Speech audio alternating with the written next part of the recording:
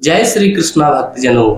आज की कथा में आप श्रवण करेंगे श्रावण मास के कृष्ण पक्ष में आने वाली कामिका एकादशी की व्रत कथा। आप सभी भक्तजन कथा को श्रद्धा पूर्वक और प्रेम पूर्वक श्रवण करिए। बोले श्री वासुदेव भगवान की जय। कामिका एकादशी की व्रत कथा। एक बार कुंती पुत्र श्रेष्ठ धनुर्धर अर्जुन बोले, हे भगवान, मैंने आषाढ़ माह के शुक्ल पक्ष की देवसैनी एकादशी का सविस्तार वर्णन सुना।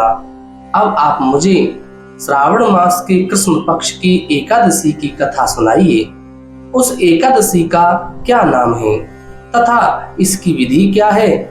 इसमें कौन से देवता की पूजा होती है? इसका व्रत करने से मनुष्य को क्या फल प्राप्त होता है? श्री कृष्ण भगवान बोले, हे अर्जुन, मैं श्रावण मास की पावन एकादशी की कथा कहता हूँ। आप ध्यान पूर्वक उसे श्रवण करो। एक समय इस एकादशी की पावन कथा को भीष्म पितामह ने लोकहित के लिए नारद जी से कहा था।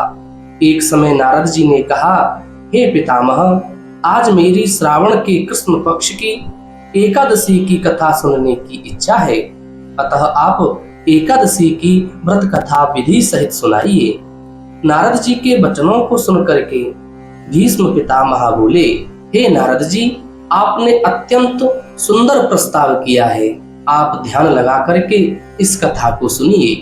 श्रावण मास के कृष्ण पक्ष की एकादशी का नाम कामिका है। इस एकादशी की कथा सुनने मात्र से ही वाजपेय यज्ञ का फल प्राप्त हो जाता है।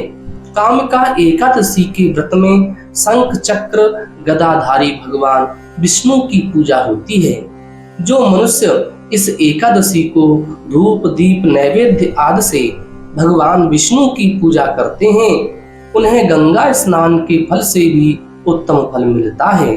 सूर्य या चंद्र ग्रहण में, केदार और कुरुक्षेत्र में स्नान करने से जो पुण्य मिलता है, वह पुण्य कामिका एकादशी को विष्णु भगवान की भक्ति पूर्वक पूजा करने से प्राप्त हो जाता है। श्रावण मास में श्री विष्णु भगवान की पूजा करने का फल समुद्र और वन सहित पृथ्वी दान करने के फल से भी अधिक होता है। वितिपात योग में गंडकी नदी में स्नान करने से जो फल मिलता है, वह फल भगवान की पूजा करने से मिलता है। संसार में भगवान की पूजा का फल सबसे अधिक है, अतः भक्ति पूर्वक भगवान की पूजा न बन सके तो श्रावण मास के कृष्ण पक्ष की कामिका एकादशी का व्रत अवश्य ही करना चाहिए। आभूषणों से युक्त बछड़ा सहित गोदान करने से जो फल मिलता है, वह फल कामिका एकादशी के व्रत से सहज ही मिल जाता है। जो उत्तम द्विज श्रावण मास के कृष्ण पक्ष की कामिका एकादशी का व्रत करते हैं तथा श्री विष्णु भगवान की पूजा करते हैं, उससे समस्त देव, नाग, किन्नर, पितृ आदि की पूजा हो जाती है। इसलिए पाप से डरने वाले व्यक्तियों को विधि विधान सहित इस व्रत को अवश्य ही करना चाहिए। संसार सागर तथा पापों में फंसे हुए मनुष्यों को इनसे छूटने के लिए कामिका एकादशी का व्रत करना चाहिए। कामिका एकादशी के व्रत से समस्त पाप नष्ट हो जाते हैं। संसार में इससे अधिक पापों को नष्ट करने वाला कोई और उपाय नहीं है। हे नारद जी, स्वयं भगवान ने अपने मुख से कहा है कि मनुष्यों को आध्यात्म विद्या से जो फल मिलता है, उससे अधिक फल कामिका एकादशी का व्रत करने से मिल जाता है। इस व्रत के करने से मनुष्य को न यमराज के दर्शन होते हैं और न ही नरक के दुख भोगने पड़ते हैं। वह स्वर्ग का अधिकारी बन जाता है। जो लोग इस दिन तुलसी दल से भक्ति पूर्वक श्री विष्णु भगवान की पूजा करते हैं, वे इस संसार सागर में रहते हुए भी इस प्रकार अलग रहते हैं, जिस प्रकार कमल पुष्प में रहता हुआ भी जल से अलग रहता है। भगवान की तुलसी दल से पूजा करने का फल 1 भार स्वर्ण और 4 भार चांदी के दान के फल के बराबर है।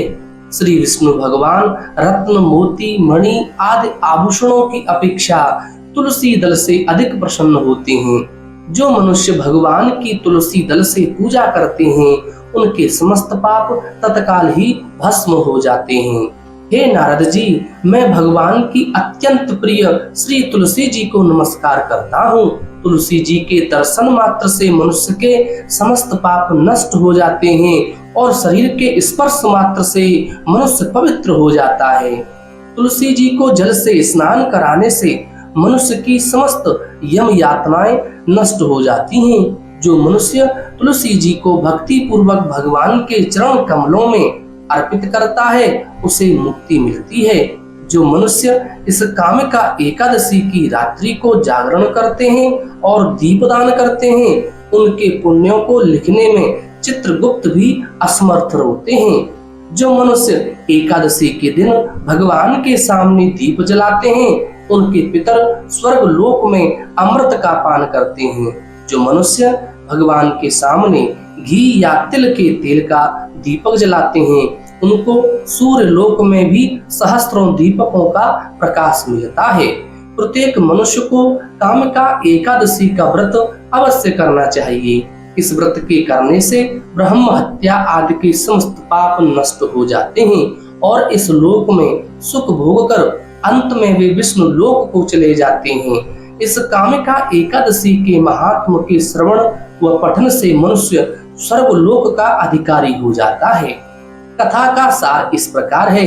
भगवान विष्णु सर्वोपरि हैं। वे अपने भक्तों की निश्चल भक्ति से सहज ही प्रसन्न हो जाते हैं। तुलसी जी भगवान विष्णु को अत्यंत प्रिय हैं। भगवान हीरे मोती सोना चांदी से इतने प्रसन्न नहीं होते जितनी प्रसन्नता उन्हें तुलसी के अर्पण करने पर होती है। बोली श्री तुलसी महारानी की जय। श्री विष्णु भगवान की जय। कामिका एकादशी की जय। आज की कथा यही विश्राम होती है। आगे की कथाओं को भी श्रवण करने के लिए कृपया आप हमारे चैनल आध्यात्मिक एस्ट्रो को जरूर सब्सक्राइब करें। बोली विष्णु भगवान की जय।